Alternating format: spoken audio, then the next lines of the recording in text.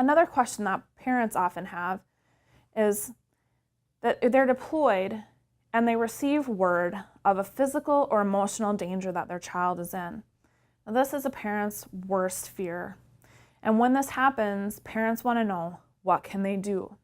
Again, for military parents that are deployed or in a remote location from their children, there's often going to be a military legal assistance office available to them.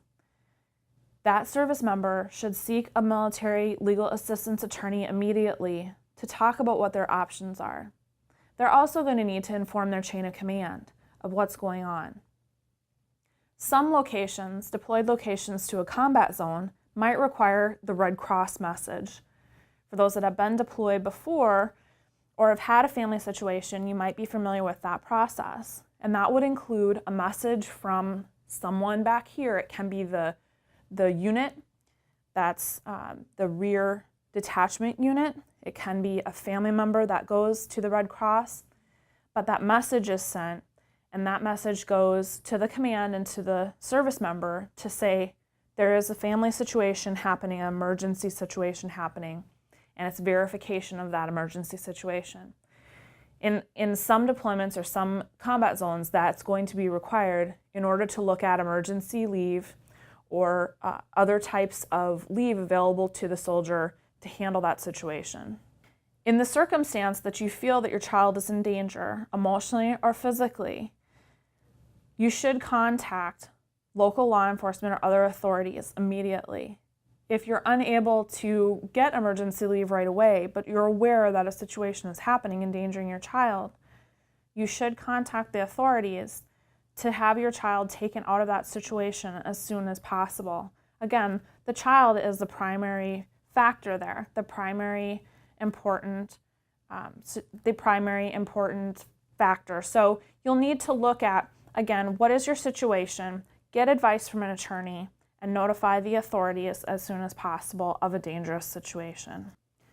So we'll go over briefly a few of the topic areas that should be discussed by you and the other parent and you and your attorney when looking at how to agree on custody and visitation specific to military families. You'll want to look at what will the custody arrangement be? Who will have the primary and physical and legal custody? And will the parents share joint custody, both legal or physical?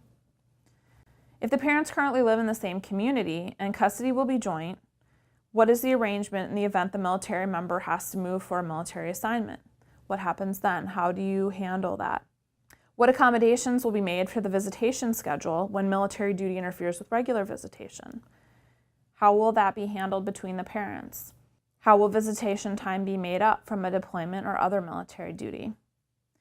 If the military member has primary custody, what is the temporary custody arrangement going to be in the event that there's an extended temporary duty assignment or a deployment? What are the terms of the temporary change in custody? How and when will the child be returned to the military parent after the deployment? What arrangements will be made for the child, and will they be able to communicate with the military member while the military member is gone? Phone time, email, Skype. There are a lot of different options in this high-tech society, ways that parents and children can stay in contact. That contact is, again, very important for both the child and the parent, and it's something that should be discussed up front because maybe depending on the circumstances, it's not always going to be something that's easy to discuss when you're facing a temporary duty assignment or a deployment.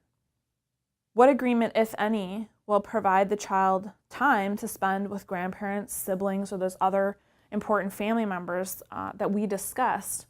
What arrangements will be made to ensure that visitation of the child with a military member parent during their leave from that deployment, or if they're able to come back on a temporary duty assignment to visit? How will relocation of the for military duty be handled if the military member is the primary parent? Does the non-custodial parent consent to an agreement for PCS or for those permanent change of station moves? What arrangements will be made for visitation and communication with the non-custodial parent in the event the child moves with a military parent on a PCS or goes on a military temporary duty assignment with the military custodial parent.